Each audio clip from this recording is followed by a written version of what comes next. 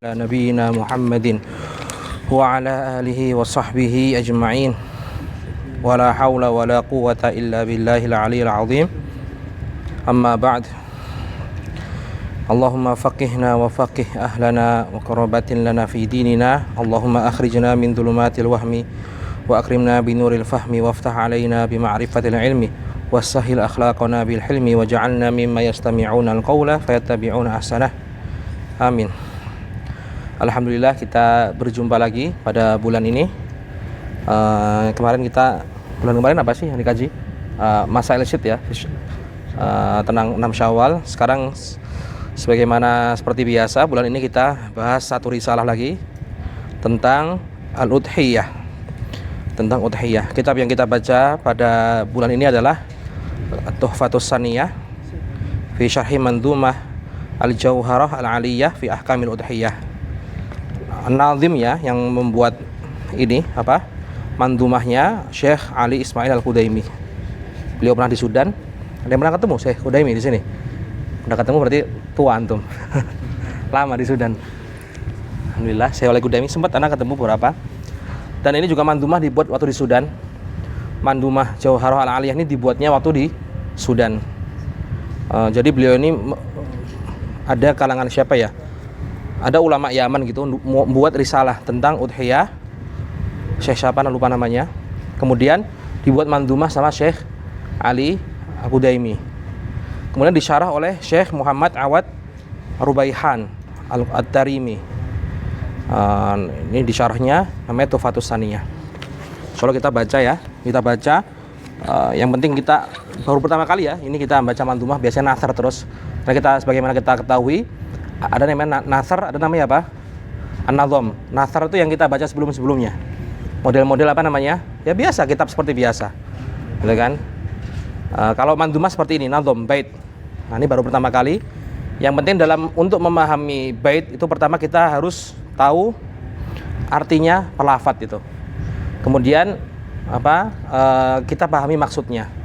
Memang kadang-kadang agak susah. Cuma justru ketika sudah paham sangat mudah sekali. Bahkan lebih mudah daripada nazar, kitab biasa seperti itu. Yang penting kita pahami inti dari baitnya, artinya apa, kita pahami. Setelah itu kita hafalkan. Nah, seperti itu. Makanya anak nasihatin untuk menghafalkan ini. Dikit ya. Cuma berapa ini? Cuma berapa bait ini? Ya nggak nyampe 100 lah kayaknya. Dikit sekali ya. Nah, kita baca insyaallah syarahnya dan nazamnya. Qala al-musannifu qala an-nazim hafizahullah taala. Di sini pertama kali kita sebelum kita bahas mandumahnya, kita baca dulu ya ini ya. Qala Syekhuna an-nazim hafizahullah taala Al-Jauharatul Aliyah fi Ahkamil Udhiyah. Di sini arti al-jauharah artinya apa? Al-faridah al-hasanah allati la nadhira laha. Apa faridah itu? Permata. Permata yang bagus yang tidak ada bandingannya, Arti al-jauharah, permata. Al-aliyah as-samiyah, samiyah tinggi. Yang tinggi. Allati samatu alat bi jamaliha. Kemudian ini arti dari jauharatul aliyah. Kalau tuhfatusannya apa artinya? Apa yang dalam baca tuhfah? Apa? Ya, hadiah. Hanya berharga. Tuhfatu as-saniyah. Kalau al-jauharul aliyah artinya apa? Tadi apa? Permata yang tinggi dalam arti indah sekali gitu kan. Alat bijamaliha, tinggi dan indah karena keindahannya. Al-jauharatul aliyah fi ahkamil udhiyah. Sebutkan fi ahkam, al-ahkam jam'u hukmin. Ahkam jamak dari hukum. Wa huwa itsbatu amrin li amrin au nafyuhu anhu. Secara lugah artinya itsbatu amrin li amrin au nafyuhu anhu. Secara lugatan. Kalau secara syar'an apa? Hukum. Kitabullah Ta'ala al-muta'alliq bi af'al mukallaf iktidaan au takhiran. Yaitu ahkam. So nanti kita pelajari di usul fikih. Secara lugatan ini ya, itsbatu amrin li amrin au nafyuhu anhu.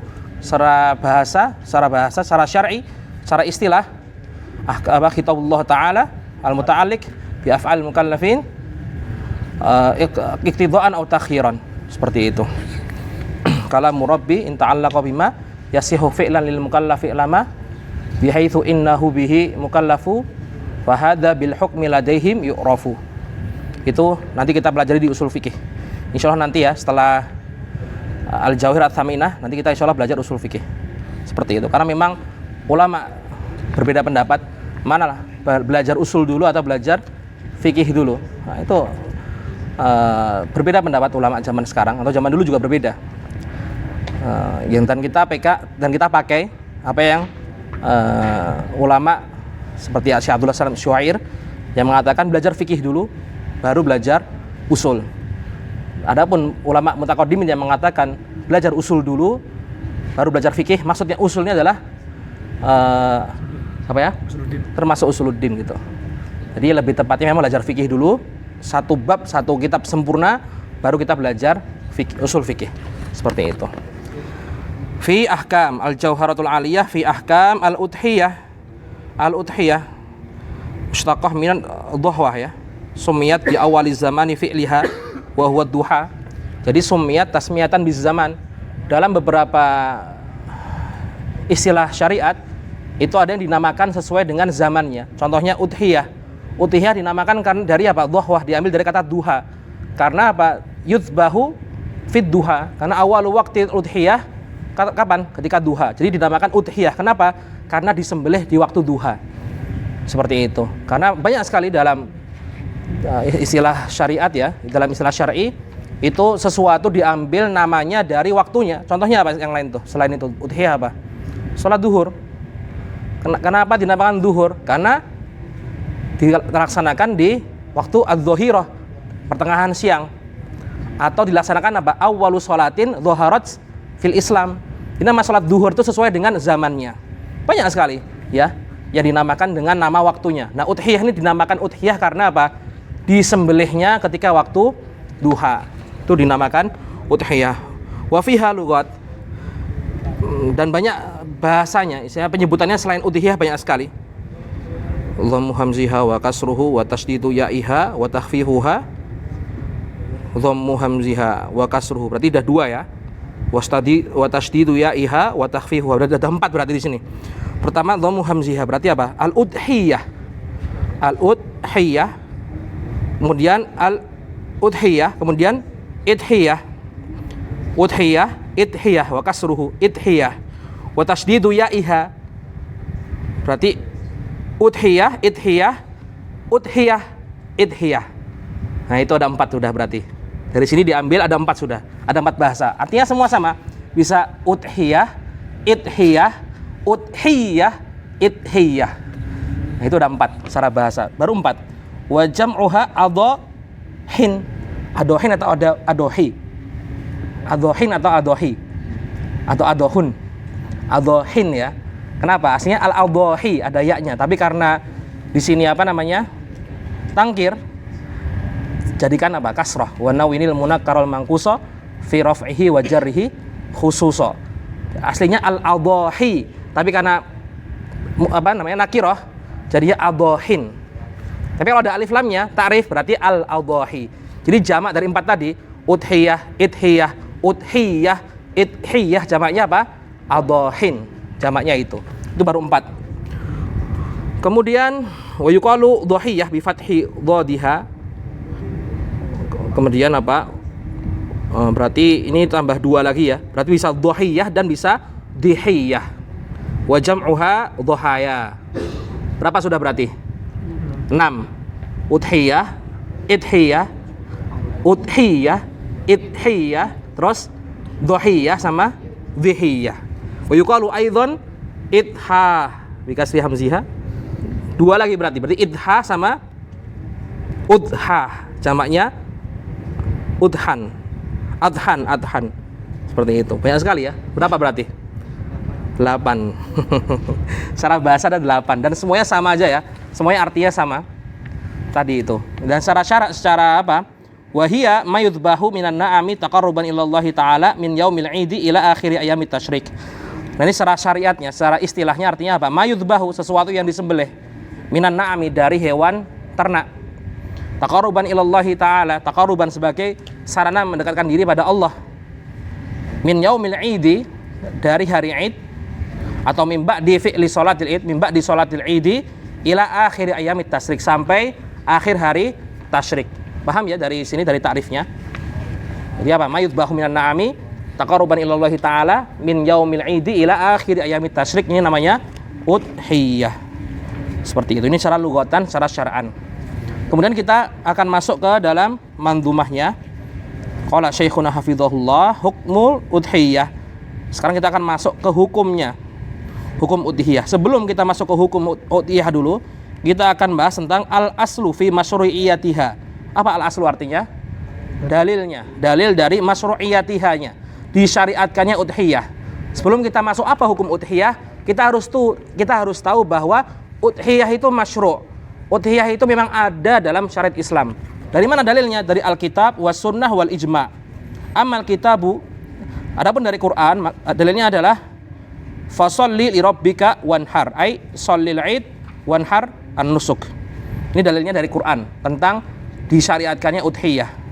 Amma sunnah, dari hadis, fa khabar Muslim annahu sallallahu alaihi wasallam dhuha bikabshain amlahain aqranain dzabahahuma biyadihi wa samma wa kabbara wa wada'a rijlahu ala sofahatihima. Ini dalilnya. Pertama dari sunnah, bahwa Rasulullah dhuha, berudhiyah, bikabshaini, dengan 2 kambing, amlaha ini putih warnanya, duanya putih, akrona ini ada tanduknya, dzabahahuma biyadihi, beliau menyembelihnya dengan tangannya sendiri, wa samma, dan membaca bismillah, wa kabbara, dan takbir, wa wada'a rijlahu, dan meletakkan kakinya ala sofahatihim. Apa sofahatihim itu?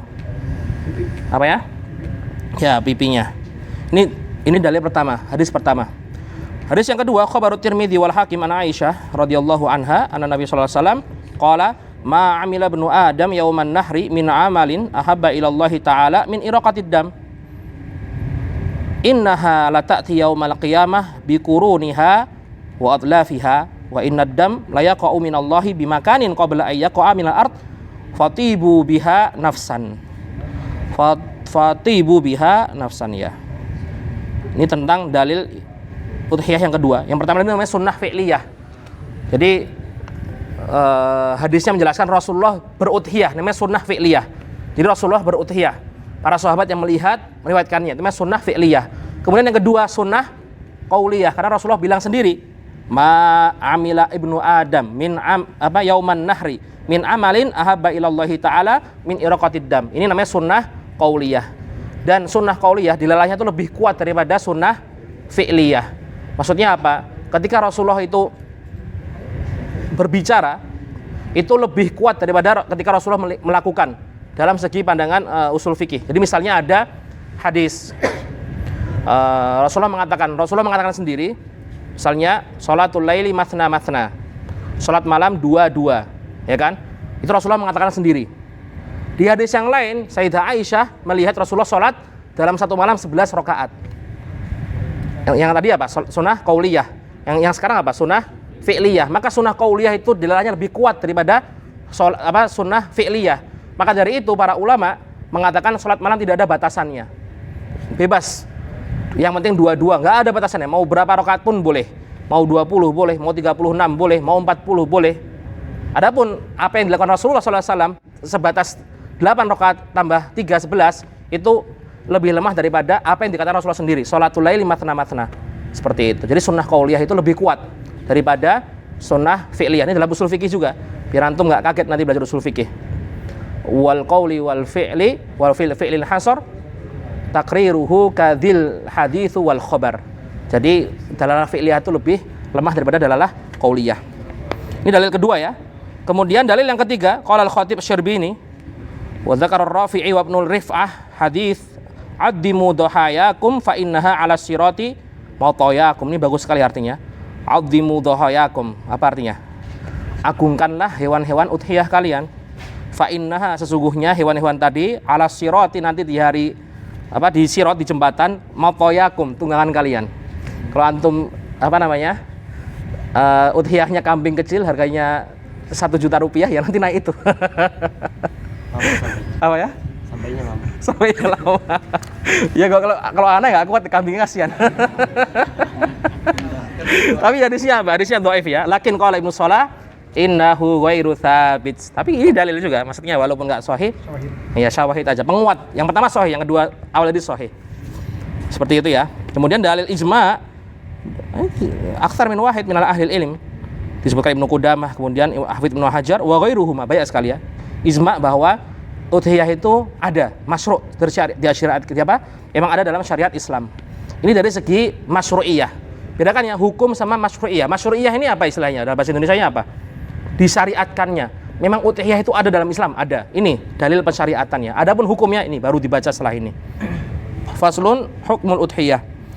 Hukmud dhuhiyyati li muslimin qadar tusannu ta'kidan li ghairi man nadhar.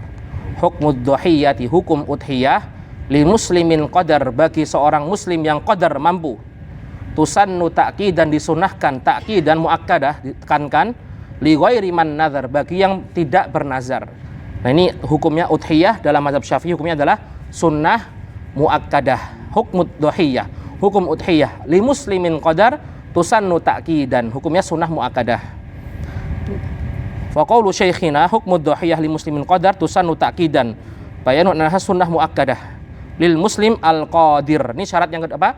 Hukumnya sunnah muakkadah bagi siapa? Bagi satu orang muslim qadir. Qadar berarti qadir, mampu, orang muslim yang mampu. Jadi hukumnya sunnah muakkadah bagi orang muslim yang mampu.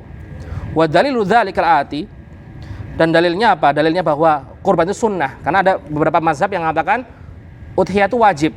Tapi mazhab Syafi'i mengatakan kurban itu sunnah. Dalilnya apa? Satu, khabarut Tirmidzi, umirtu bin nahri wa huwa sunnatun lakum. Ya kan? Jadi Rasulullah diperintah untuk nahar, menyembelihkan, wa huwa sunnatun lakum, dan itu adalah sunnah bagi kalian. Wa khabarud Daruqutni, kutiba alayyan nahr wa laisa biwajibin alaikum. Ini jelas sekali ya. Wa laisa biwajibin alaikum. Kemudian wasahha khabar laisa fil mali haqqun siwaz zakah. Tidak ada kewajiban dalam harta kecuali zakat. Maksudnya apa? Harta yang wajib dikeluarkan hanya cuma zakat. Wa jaa bi isnadin hasan an Abu Bakr wa Umar radhiyallahu anhuma kana la yudhhiyani makhafatan ayyaran nasu wujubaha. Pernah suatu saat dalam athar ya, bahwa Abu Bakar wa Umar radhiyallahu anhuma tidak berudhiyah makhafatan ayyaran nas wujubaha, takutnya manusia menganggap udhiyah itu wajib. Kalau misalnya udhiyah wajib, maka nggak mungkin Abu Bakar dan Umar meninggalkannya. Seperti itu, paham ya? Ini dalil dari athar. Kemudian wa tafwiduha fi khabari Muslim ila iradati mudhi haitsu qala sallallahu alaihi wasallam. Kemudian dalil yang kelima, Rasulullah dalam hadisnya, dalam hadis riwayat Muslim itu apa? Menggunakan kata iradah, keinginan, kalau mau. Idza dakhaltal ashr, idza dakhalatil ashru wa arada ahadukum, wa arada ahadum, di sini nih di garis bawahi, wa arada, kalau misalnya masuk 10 apa berarti itu? 10 Dzulhijjah. Wa arada ahadukum ayyudhhiya, dan kalian ingin berudhiyah. Ada aroda, berarti aroda itu apa? Iradah, mau, pengen. Berarti yang nggak pengen bisa kan? Ini istidlal mazhab Syafi'i seperti itu. Jadi ada di sini mengatakan bahwa Rasulullah itu mentafwidkan iradah dalam udhiyah. Berarti kalau mau udhiyah silahkan, kalau nggak mau ya boleh.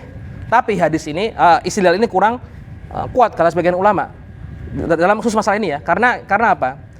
Tafwidul iradah ila tafwid iradah.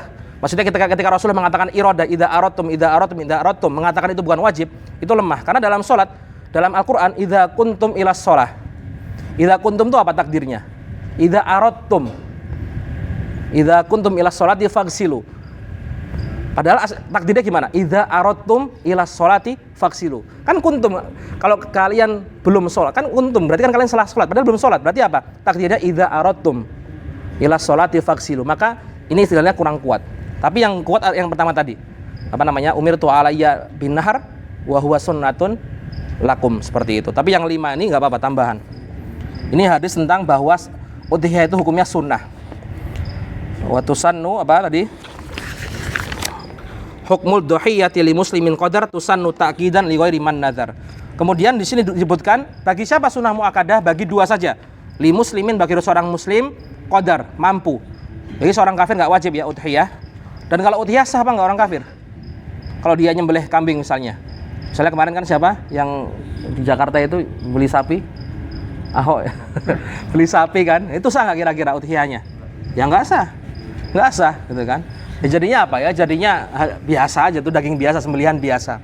Li muslimin bagi orang muslim qadar, yang mampu. Nah sekarang dikatakan apa itu mampu? Bagaimana mampu? Di sini ada, lihat di kitab, li muslimin wali qadirin qaidun yukhrijul ajiza wa huwa alladhi la yamliku zaidan amma yahtajuhu yaumal id wa lailatahu wa ayyamat tasyrik ma yahsulu bihi al-udhiyah.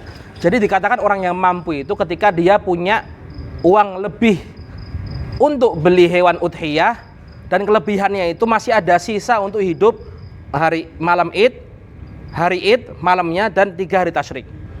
Jadi misalnya gini nih, harga kambing berapa harga kambing? 3 juta ya, 3 juta. Nah dia di ATM punya uang 3 juta pas, 3 juta pas. Ini kalau saya belikan udhiyah hari ini, nanti Id uang saya habis, malamnya uang saya habis, 3 hari tasyrik uang sana habis. Berarti dia bukan termasuk qadir, nggak mampu berarti dia. Tetapi kalau dia punya uang katakan 3.500.000, 3 juta beli kambing, sisa 500.000, bisa nggak untuk hari Id malamnya 3 hari? 500.000 kuat, bisa nggak? Tergantung kebutuhan hari kesehariannya. Misalnya dia punya istri 1, istrinya 2, apalagi misalnya, ya nggak bisa. Jadi maksudnya mampu tuh bukan harus kaya. Ini jangan ya. Jadi mindset yang kadang orang ya mikir tuh orang mampu berudhiyah ketika kaya. Enggak, bukan ketika kaya. Ketika dia punya kelebihan uang untuk beli udhiyah, hewan udhiyah, dan masih bisa hidup selama 5 hari. Hari Id malamnya, 1 hari, 4 hari ya. Hari Id dan malamnya dan 3 hari tasyrik. Ketika dia punya uang segitu untuk beli udhiyah masih ada sisanya, ya udah berarti dia mampu. Misalnya kita punya uang 5 juta rupiah. 3 juta kita buat beli kambing misalnya. Sisa 2 juta. Bisa nggak 4 hari 3 juta hidup? Bisa. Berarti dia mampu berarti. Jadi mampu tuh nggak harus punya uang ratusan juta baru dia mampu. Oh, tabungan saya cuma 7 juta. Ya mampu berarti. Seperti itu kan? Paham ya? Maksudnya mampu ya, liqadirin ya. Seperti itu. Jadi kalau misalnya ada orang punya uang 4 juta misalnya, mampu bukan dia? Mampu nggak dia 4 juta itu? Ya tergantung lihat apa namanya kebutuhannya. Kalau memang dalam 3-4 hari itu kebutuhannya nggak nyampe 1 juta, berarti dia mampu. Dia kena hukum sunnah. Tetapi kalau misalnya dia uangnya cuma 1 juta rupiah, ya kan 1 juta rupiah, dia nggak kena hukum atau beban sunnah. Jadi ketika dia tidak berudhiyah, ya nggak apa-apa, nggak masalah, nggak makruh, karena dia tidak dikenain hukum sunnah. Seperti itu, paham ya? Jadi yusannu ta'qidan li muslimin qadar, seperti itu. Hukumnya sunnah muakkadah. Kemudian di sini li ghairi man nazar, bagi orang yang tidak bernazar. Hukum asli dari udhiyah adalah sunnah muakkadah, tetapi bisa menjadi wajib ketika dia bernazar. Saya nazar lillahi alayya an udhiyya bihadhihi syah. Saya bernazar untuk menyembelih atau berudhiyah kambing ini. Hukumnya menjadi wajib. Wajibnya bukan wajib asli, tapi wajib li'aridin. Hukum udhiyahnya tetap hukumnya sunnah muakkadah. Wajibnya karena nazarnya. Seperti itu. Paham ya? Udah belajar mana Safina? Udah sampai ini belum? Air mustakmal udah belajar? Air mustakmal. Apa air mustakmal pengertiannya? Air yang setelah digunakan apa? Thaharah wajibah, ya kan? Nah, ketika ada orang wudu mandi sunnah, airnya mustakmal nggak jadinya? Enggak kan? Nah, sekarang ada orang yang bernazar untuk mandi sunnah. Saya bernazar mandi sholat Jumat. Nah, airnya mustakmal nggak? Nggak mustakmal. Kenapa? Wajibnya itu bukan karena wajib mandi sholat Jumatnya, tetapi wajibnya karena nazarnya. Jadi wajib li'aridin, bukan wajib li asli. Seperti itu. Jadi hukum udhiyah tetap sunnah. Bisa menjadi wajib ketika dia bernazar untuk udhiyah. Nah, di sini nanti ada setelahnya far'un mata tajibul udhiyah. Kapan udhiyah itu menjadi wajib? Paham ya ini ya? Satu bait paham ini? Ada pertanyaan enggak? Atau perlu diulang? Enggak apa-apa. Ya, fadhol. Kalau ditinggalin jadi makruh. Kalau ditinggalin. Nah, tadi kalau kita muslim dan qadir, kita meninggalkannya, kita jatuh ke dalam kemakruhan. Apa ya? Makruh. Nanti insyaallah kita bahas nanti. Kenapa makruh? Kenapa bukan khilaful aula? Anda bahas nanti insyaallah. Bagus pertanyaannya. Jadi Kalau kita mampu, dan agama Islam, kita Islam semua alhamdulillah kan, ya kan? Mampu, nah kita meninggalkannya, kita kena kemakruhan. Tetapi kalau memang dia muslim, nggak mampu, nggak udhiyah, ya nggak kena apa-apa. La haraj, wala syai' alaih. Paham ya? Jadi kapan dia kena hukum makruh? Ketika dia mampu, tapi dia tidak berudhiyah. Ketika dia punya uang 10 juta rupiah di ATM-nya, gitu kan? Tapi dia nggak berudhiyah. Seperti itu. Alasannya buat beli syahadah. Syahadah kan pas lulus kan, habisnya 7 juta nanti. Curhat malah. Beli tiket pulang, aduh, astagfirullahaladzim, pusing. Seperti itu ya. Paham insya Allah ya? Ya, karena lihatnya nggak sampai 1 tahun kemudian, nggak, pokoknya 4 hari itu masih ada kebutuhan nggak? Kalau misalnya masih ada uang sisa 4 hari itu masih bisa hidup, ya udah udhiyah, tetap sunnah. Dan ketika dia nggak berudhiyah, jatuh ke dalam kemakruhan. Ya seperti itu. Mata tajibul udhiyah, kapan? Ada pertanyaan lagi? Paham insya Allah ya? Ya. Hafal udah? Hafal insya Allah, 1 hafal. Ya paling kalau bisa. Jadi antum nanti ustadz spesialis udhiyah. Kan udah banyak tuh spesialis air kan ya. Ya kan, mazhab Syafi'i itu biasa spesialis air. Karena belajarnya nggak tuntas, air lagi itu kan, belajar Syafi'i mas air lagi kan. Nggak tuntas, syekhnya pulang gitu kan, atau udah lulus duluan, ngaji kitab lain lagi, air lagi bahasan ya kan. Mufti dalam air. Nah, sekarang antum mufti dalam udhiyah. Insyaallah dihafalkan insyaallah ya. Walam far' mata tajibul udhiyah walam yaraw wajibatan dhiyah liman syara muktafiyan bin niyah illa binadrin wa bidhi dhiyah au annani ja'altuha udhiyah.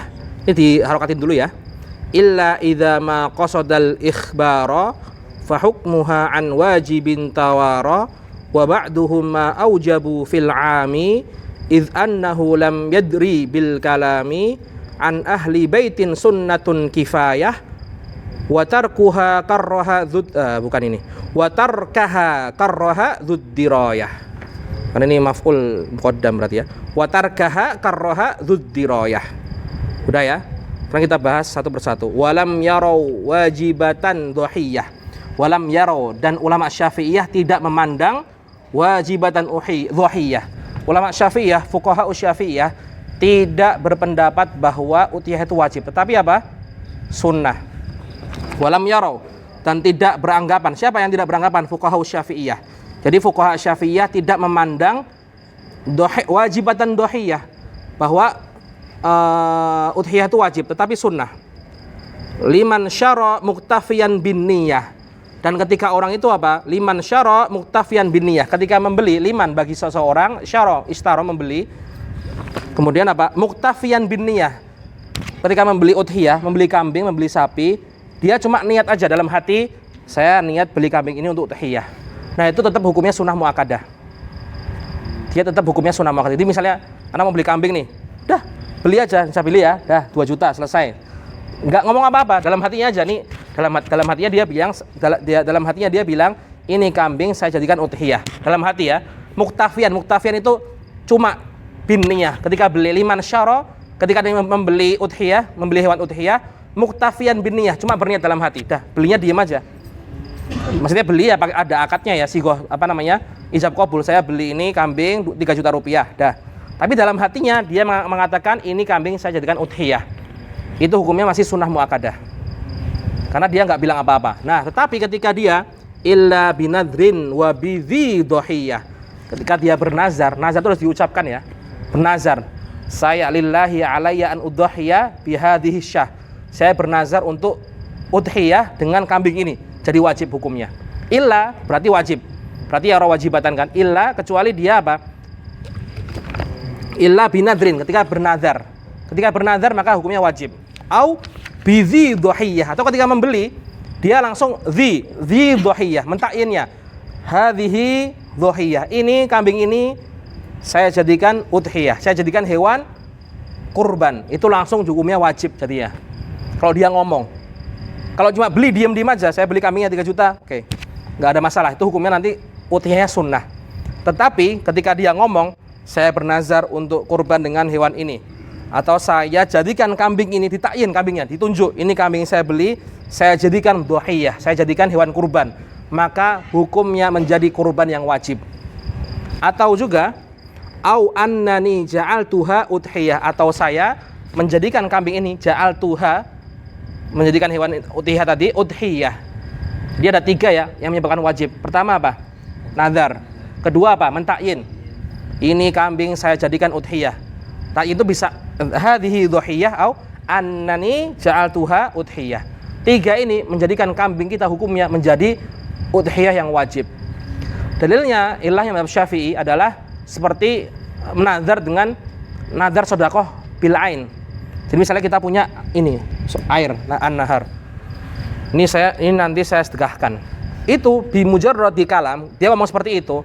Ini hukumnya sudah wajib untuk sedekahkan. Dalam sedekah ketika dia sudah menunjukkannya. Ini buku dari ta'yin, ini buku saya sedekahkan. Itu sudah izalatul milik. Jadi sudah apa istilahnya?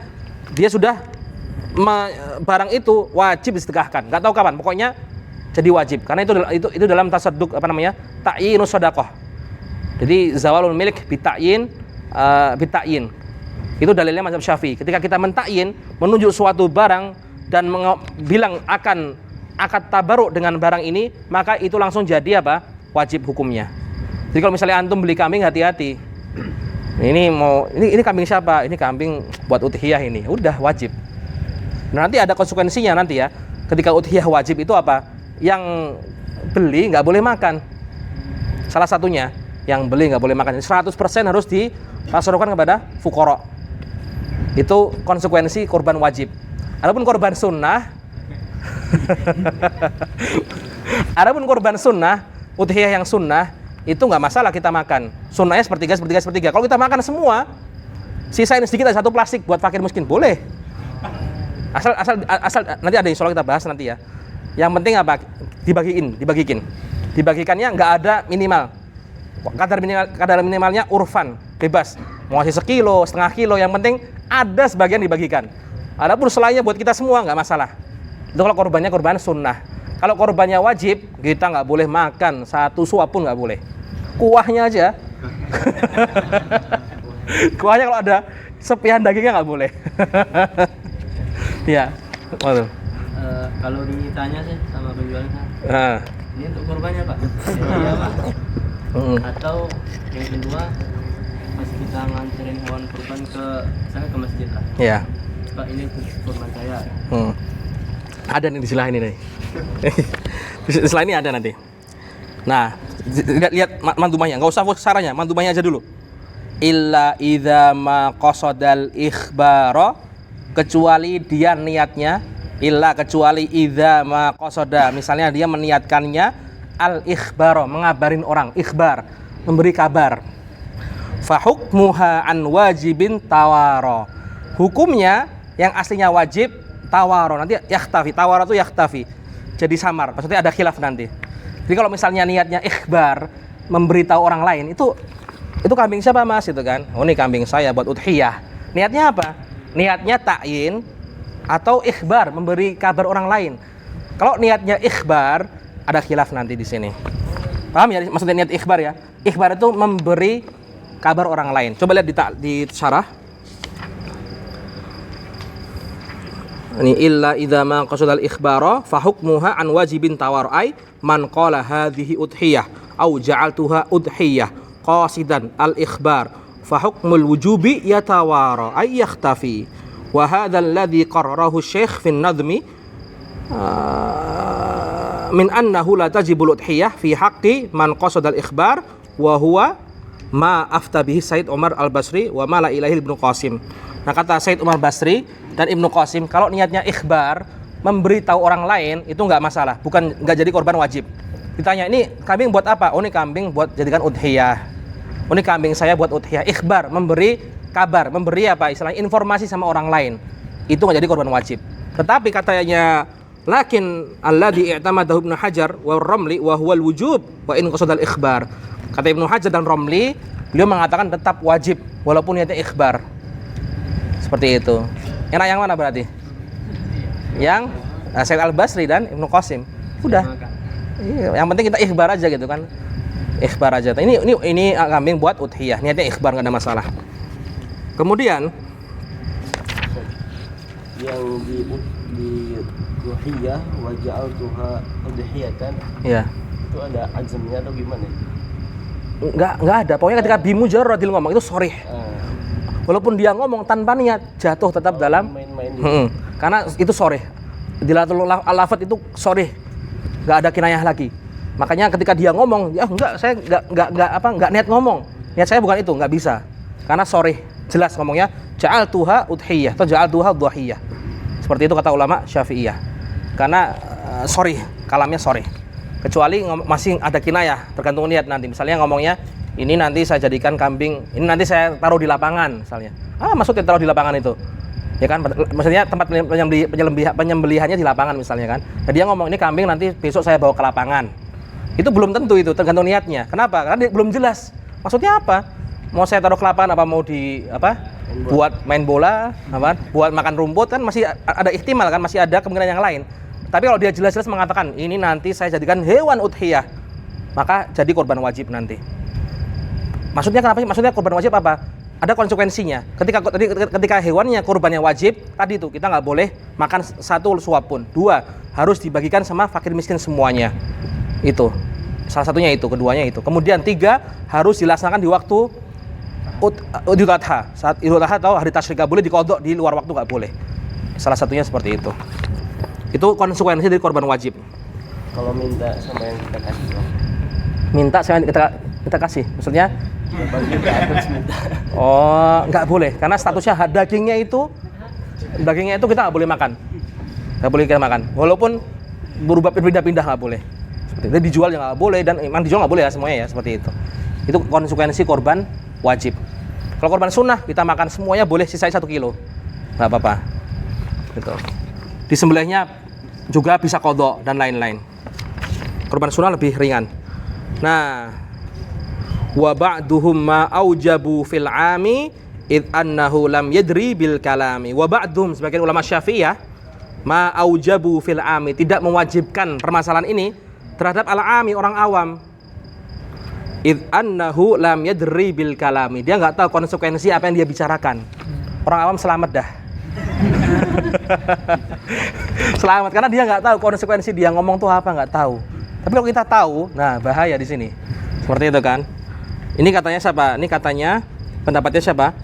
Lakin alladzi itamadu Ibnu Hajar. Ini Ibnu Hajar dan Romli tetap mengatakan wajib mutlakon. Tetapi ba'duhum ulama Syafi'iyah sebagian enggak. Kalau orang awam enggak ada masalah. Seperti itu. Jadi misalnya antum pulang ke Indonesia, ada orang nanti kan, ini udhiyah. Antum jangan, antum ini wajib ini. Antum enggak boleh makan nanti. Buat saya semua. Udah biarin aja. Maafkan dia. Ingat, wa ba'duhum ma aujabu lil 'ami id annahum la yadri bil kalami. Selesai masalah. Gitu kan? Wa ba'duhum ma aujabu fil 'ami id annahu lam yadri bil kalami. Paham ya sampai sini? Kemudian baca di syarah, wa qala Nawawi di situ, qala Nawawi. Belum. Wa qauluhu an ahli baitin sunnatun kifayah wa tarkaha karrahadud dirayah. An ahli baitin, untuk ahli bait, sunnatun kifayah, sunnah kifayah. Apa itu sunnah kifayah? Apa fardu kifayah? Fardu kifayah dulu apa fardu kifayah? Idza fa'ala al-wahid saqata anil bakin. Azan, ada satu orang azan selesai, semua gak ada masalah.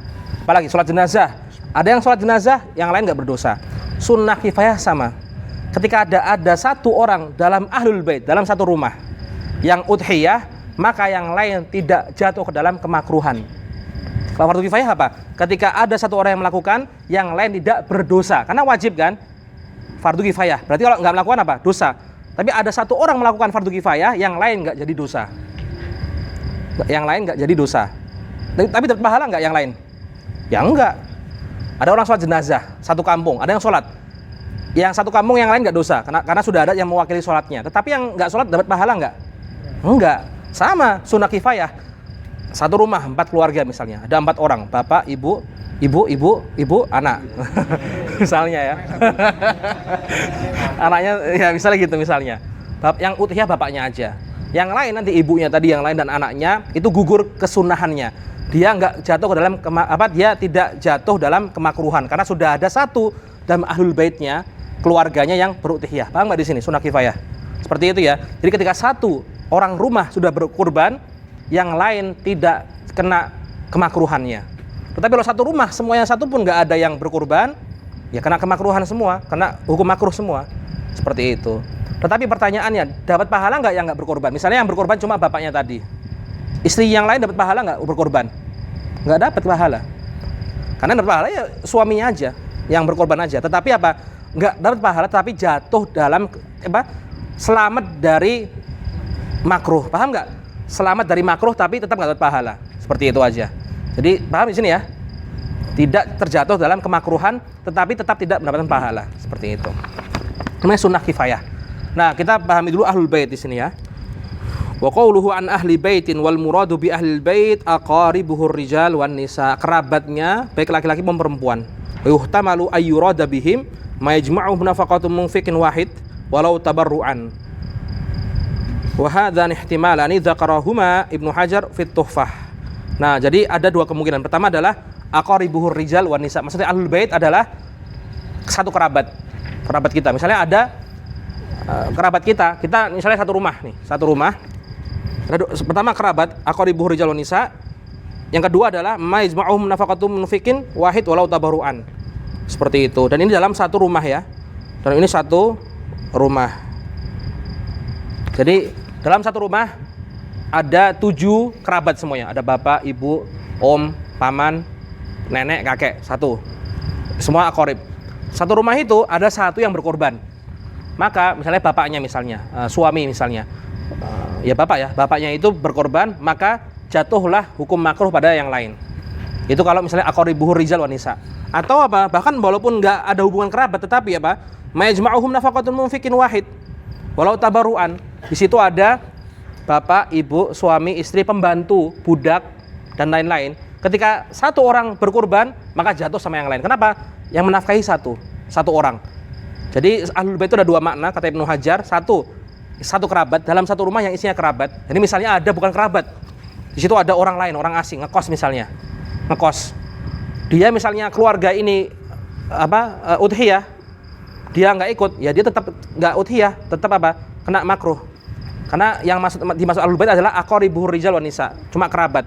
Ada pendapat kedua bahwa selama itu nafkahnya satu, misalnya ada bapak ibu punya budak, punya pembantu yang memang dimenafkahi, maka di situ ketika bapaknya berudhiyah, budaknya dan pembantunya yang dinafkahi itu jatuh jatuh kesunahannya. Maksudnya tidak terjatuh dalam kemakruhan, seperti itu. Ini pendapatnya Ibnu Hajar. Jadi misalnya di rumah antum ada bapak, ibu, antum 3 bersaudara. Nah, semuanya itu muslimin qadar. Bapak antum kerja, ibu antum pengusaha, antum jualan online, adik antum YouTuber, ya kan? Ya, adik antum dua-duanya YouTuber, punya penghasilan semua. Muslim dan qadar, mampu semuanya. Ini kalau sekeluarga enggak udhiyah, kena makruh semua nanti. Nah, ternyata antum yang berudhiyah satu ini. Ya kan? Antum berudhiyah. Nah, bapak, ibu antum dan saudara antum enggak jatuh dalam kemakruhan karena cukup satu rumah, satu orang saja yang berudhiyah. Sunnah kifayah li ahli baitin. Paham di situ ya? Itu kalau di situ ada pembantu. Pembantu itu bukan kerabat kan? Bukan kerabat. Ada budak di situ, bukan berkerabat. Nah, ketika antum berkorban, pembantu ini jatuh enggak kemakruhannya? Ketika antum berkorban? Enggak. Kenapa? Ini bukan kerabat, enggak ada hubungannya. Apa ya? Kan ada 2 makna. Ini makna yang pertama dulu, aqaribuhur rijal wan nisa. Nah, kalau makna yang kedua, nafaqah wahidah. Berarti kalau antum ini berkorban karena antum ini masih satu lingkup nafkah, yang nafkahin misalnya bapak. Nah, itu ketika antum berkorban, namanya tidak jatuh dalam kemakruhan. Seperti itu. Ini pendapatnya Ibnu Hajar. Kalau kita Imam Romli lebih luas lagi. Kata Imam Romli, wa qala Romli ahlul bait man yalzamu nafaqatuhum wa in ta'addadat al-buyut man yalzamu nafaqatuhum wa in ta'addadat al-buyut, walaupun rumahnya berjauhan. Antum di Sudan. Antum posisinya masih dinafkahi orang tua enggak sekarang? Masih. ketika orang tua antum di Indonesia berkorban, ya kan? Antum jatuh kemakruhannya. Kenapa? Antum masih dinafkahi orang tua. Ini pendapat Imam Romli. Kalau Imam Ibnu Hajar harus satu rumah. Satu rumah pun itu yang kerabat atau yang nafkahnya satu. Kalau Imam Romli enggak, selama nafkahnya satu walaupun pencar-pencar, satu orang yang menafkahi itu berkorban atau antum yang berkorban, yang lain gugur. Paham ya perbedaannya ya? Seperti itu. Jadi kita misalnya bapak antum di Indonesia berkorban, antum di sini nggak kena kemakruhan karena tidak berkorban. Karena apa? Sudah ada perwakilan dari yang satu nafkah itu yang berkorban. Jadi pahami nggak kira-kira? Berarti kalau sudah mandiri? Kalau sudah mandiri, dan antum tinggalnya sama siapa tinggalnya? Sendiri juga? Ya artinya nggak kirimin orang tua lagi, tapi Antum mandiri dan tinggal di mana? Tinggalnya di luar. Di luar. Berarti sunnah ainiyah, bukan sunnah kifayah lagi. Dan antum sendiri kan nggak sama yang lain kan? Sendiri misalnya, jomblo. Ya, berarti sunnah Di luar keluarga gitu. ya di luar keluarga berarti sunnah ainiyah. Ketika bapak kita berkurban, gugur nggak? Antum nggak dinafkahi lagi udah. Berarti nggak gugur. Berarti antum tetap wajib sendiri. Seperti itu. Seperti itu ya. Paham ya di sini ya? Paham maksudnya Ahlul Bait? Ini penting dipahami, penting sekali dipahami kan? Seperti itu. Jadi misalnya gini, ada santri gitu kan. Santri, ini anak kasih pertanyaan. Ada seorang santri, rumahnya katakan di Jakarta, aslinya di Jakarta, dia mondok di katakan di Sumatera misalnya. Di Sumatera banyak dari Sumatera. Nah, kemudian datang Idul Adha. Santri ini masih dinafkahi. Nah, ketika santri nggak berkorban, tapi bapaknya berkorban di Jakartanya, gugur nggak? Oh ya? Kalau pendapat Imam Romli, gugur, ya kan? Kalau pendapat Ibnu Hajar gimana? Sunnah aini. Apa ya? Sunnah aini. Ya kalau mampu, kalau santri yang mampu, dia sendiri mampu, nggak gugur seperti itu. Kalau nggak mampu, nggak ada masalah. Seperti itu ya. Paham berarti ya di situ ya? Ini penting sekali dipahami, namanya masuk Ahlul Bait itu. Penting. Nanti banyak akwal di situ. Ada yang mengatakan yang penting satu rumah. Mau campur, mau ini ijar, kita kan nggak kenal nih. Nggak ada hubungan siapa-apa kan kita kan. Satu rumah tapi misalnya. Tapi ada yang mengatakan seperti itu. Banyak sekali akwal di situ nanti. Tapi yang mu'tamad yang dua ini, yang masyhur yang dua ini. Qala An-Nawawi wa mimma yustadallu bihi liqauni tadhiyah sunnah 'ala al-kifayah al-hadits as-sahih fil Muwatta. Qala ya Malik an Amr bin al-As anna Aba Ayyub al-Ansari akhbarahu qala kunna nudhi bisyatil wahidah yadhbahuha ar-rajulu anhu wa an ahli baitihi. Nah, jadi yadhbahuha ar-rajulu anhu baginya wa an ahli baitihi dan atas keluarganya. Maksudnya apa? Ini dalil tentang sunnah kifayah. Thumma tabahan nasu ba'du fasarat mubahatan. Kemudian setelah itu banyak orang yang udhiyah itu cuma untuk gaya-gayaan. Ini dalilnya bahwa udhiyah itu sunnah kifayah. Jadi satu orang kepala keluarga bisa udhiyah untuk menggugurkan kesunahan bagi keluarga yang lain. Tapi kalau masalah pahala nggak dapat keluarga yang lain. Anak istri kita nggak dapat kecuali kita syarroka ats-tsawab ila ahlina. Ini sini ada di sini. Wa hiya sunnatun ainiyah likulli munfarid. Nah, kalau jomblo kayak antum yang mampu, ya itu berarti apa? Munfarid, sunnahnya antum aja sendiri. Seperti itu. Misalnya antum ngekos di Sudan sendiri. Tinggal di mana sendiri kan? Udah punya penghasilan, jualan bubur ayam misalnya. Sarapan, jualan makan malam dan lain-lain itu kan jualan. Antum punya penghasilan, antum udah mampu, qadir, punya tabungan. Antum jalan dengan keluarga, enggak serumah juga bukan sama yang lain, itu berarti hukumnya sunnah ainiyah. Enggak ada. Berarti antum harus korban untuk diri sendiri. Seperti itu. Paham ya sunnah ainiyah ya? Wa yajuzu ayyusharrika ghairahu fi thawabiha walau ba'da niyatihi tadhiyah li nafsihi kama qala Syekh Romlisi. Tapi boleh kita yusyarrika ghairahu, menyertakan orang selain kita walaupun bukan keluarga. Fi thawabiha, dalam pahala, walau ba'da niyatihi tadhiyah li nafsihi, walaupun dia niat udhiyah untuk diri sendiri. Ini misalnya gini, antum niat udhiyah. Antum kepala keluarga. Ya udah antum berudhiyah, kemudian dalam udhiyah itu niatkan, saya udhiyah karena satu kambing buat satu orang aja kan? Satu kambing buat satu orang. Tetapi antum boleh tasyrikus tsawab ilal ahl.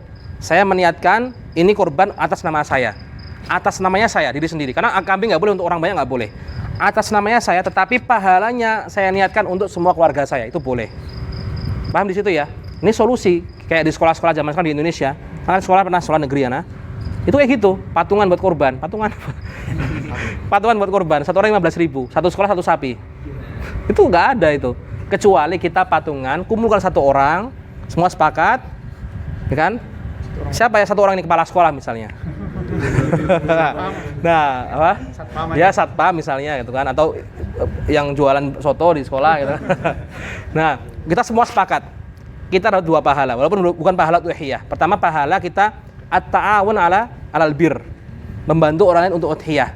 Nanti si kepala sekolahnya harus kita wajibkan, nanti Pak, kamu harus tasyrikut thawab untuk semua mahasiswa santrinya. Itu boleh.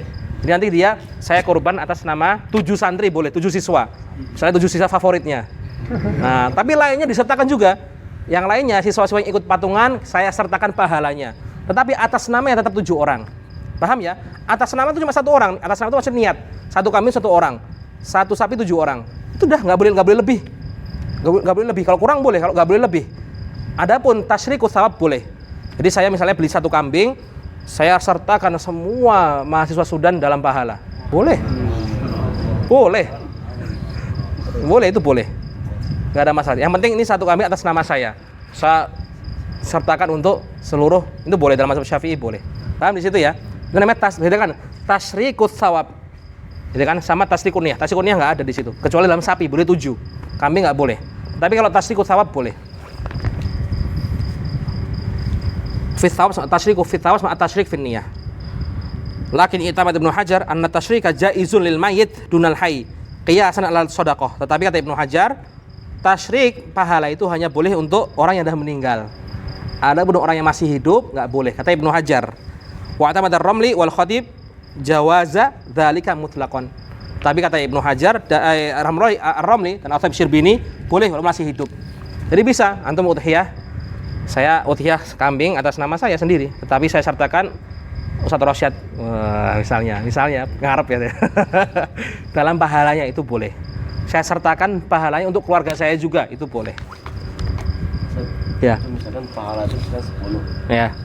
Dan bagi 5 ini 2. Wallah alam kalau itu. 10. Nggak tahu nah itu.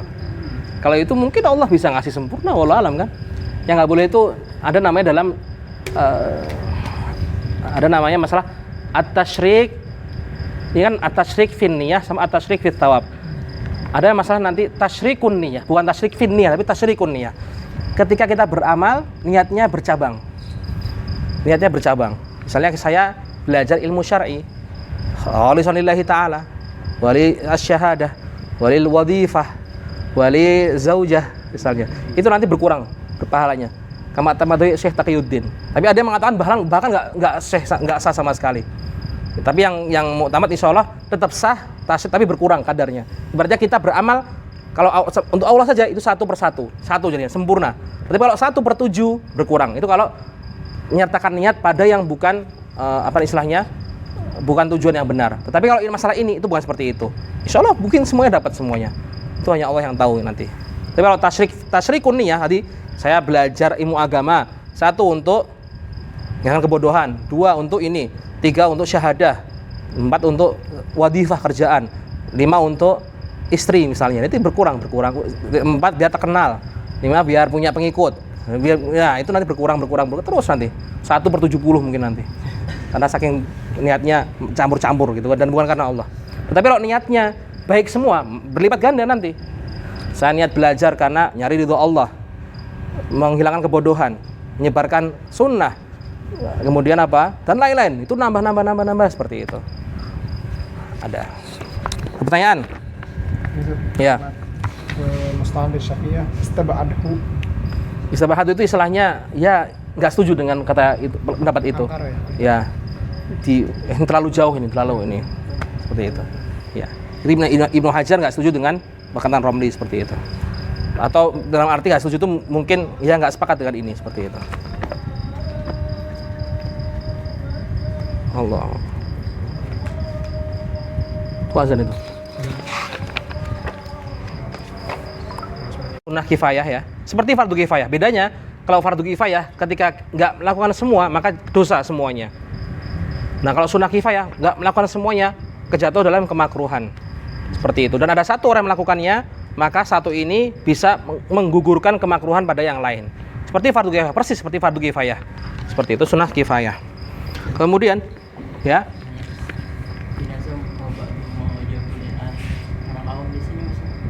Gimana? Ya. Fil ami, orang awam yang istilahnya belum belajar masalah ini. Belum belajar masalah ini atau orang yang belajar orang awam itu ada ya khilaf antara Imam Romli Ibnu Hajar. Orang yang belajar syariat dan dalam waktu itu seharusnya dia sudah mampu untuk belajar fikih udhiyah, tapi kok dia masih belum mampu, itu bukan awam sebenarnya. Misalnya ada orang nyantri 4 tahun itu. Seperti itu. Sebab makruh itu dua sih. Adanya khilaf wajibnya, dan ada nas yang maksud. Ada nas itu kan.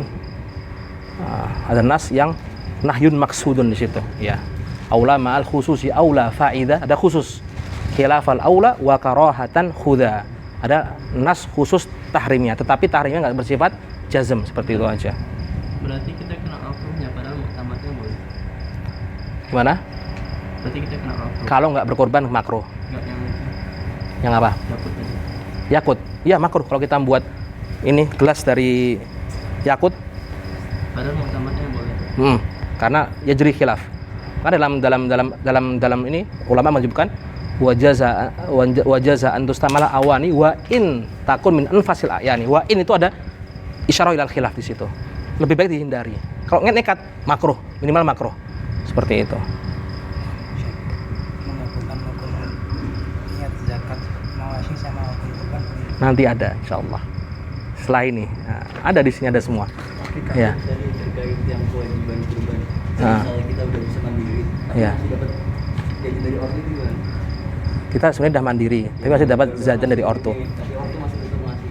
Nah, berarti ortu itu tabarruan saja. Dia tabarru, Wajib udah itu mana wajib? bukan sunnah. Ya.